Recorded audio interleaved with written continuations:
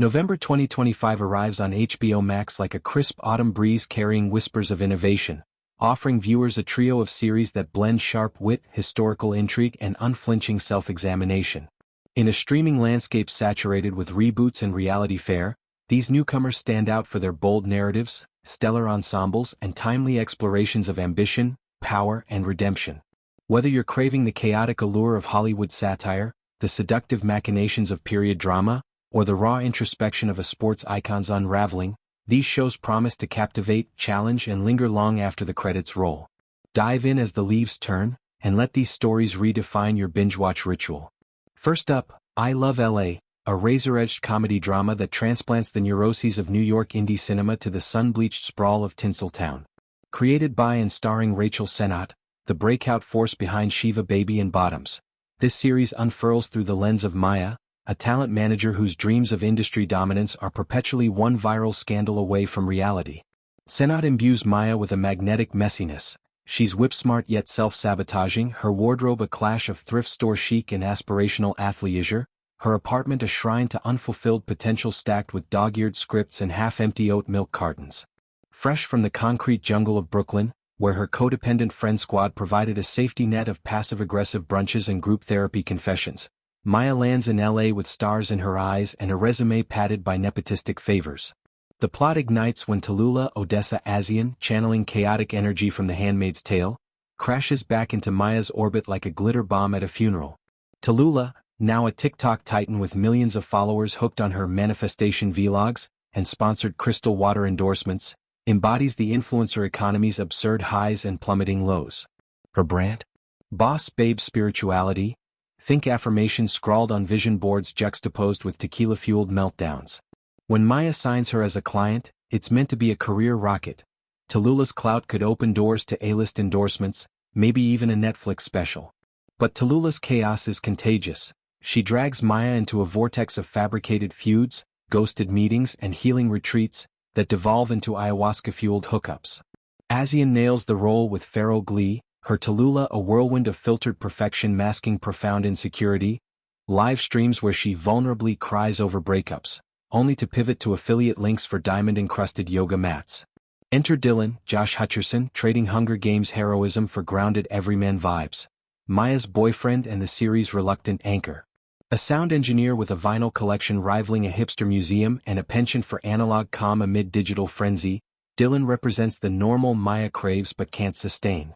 Their romance simmers with domestic poetry, lazy Sundays flipping pancakes to Phoebe Bridgers records, hikes in Griffith Park debating the ethics of AI-generated art. Yet Tallulah's intrusion tests this idol, her boundary-blurring antics, crashing their date nights with emergency manifestation sessions, flirting shamelessly under the guise of sisterhood, expose Maya's latent toxicities. Sennott scripts Maya as a mirror to Hollywood's underbelly. Ambitious yet allergic to accountability, her hustle, a veil for emotional vampirism. Episodes dissect the friend group's toxic reunion, codependent callbacks to New York antics, now laced with LA superficiality, culminating in a pilot party scene where champagne toasts mask passive digs about selling out. Visually, I Love LA pulses with a sun-drenched aesthetic that mocks its own glamour. Wide shots of Mulholland Drive serpentine curves contrasting claustrophobic casting couch offices, a score blending indie folk with trap beats underscoring Maya's bipolar moods. At 8 episodes, it's a tight, addictive arc, blending laugh-out-loud set pieces, like a disastrous influencer brunch where avocado toast sparks a viral war, with poignant pauses on loneliness. Sennott's creation interrogates the myth of the dream factory, asking, in a city built on reinvention, can you rewrite your flaws, or do they just get a better filter? Shifting gears to opulent intrigue, The Seduction reimagines Pierre Coderlos de Laclos Les Liaisons Dangereuses as a lush French period drama where the villainess claims her throne. Anchored by Anna Maria Vartolomiai's magnetic turn as Isabelle de Mertert, this 8-episode miniseries flips the script on the 1782 epistolary classic, positioning its scheming anti-heroine not as a cautionary seductress but as a fierce protagonist clawing for agency in a patriarchal maze. Vartolomiai, with her porcelain poise and eyes like daggers, embodies Isabelle as a woman forged in betrayal's fire. Orphaned young, married off for alliances, her intellect weaponized against a society that prizes chastity over cunning. The story opens in the gilded salons of pre-revolutionary Paris, where powdered wigs conceal whispered scandals and candlelit balls mask power plays. Betrayed by her lover Vicomte de Valmont, Vincent Lacoste, all brooding charm and hidden cruelty, Isabelle vows vengeance not through petty spite but architectural seduction. Lacoste's Valmont is a delicious foil, rakish heir to a crumbling estate, his libertine pursuits a facade for existential dread.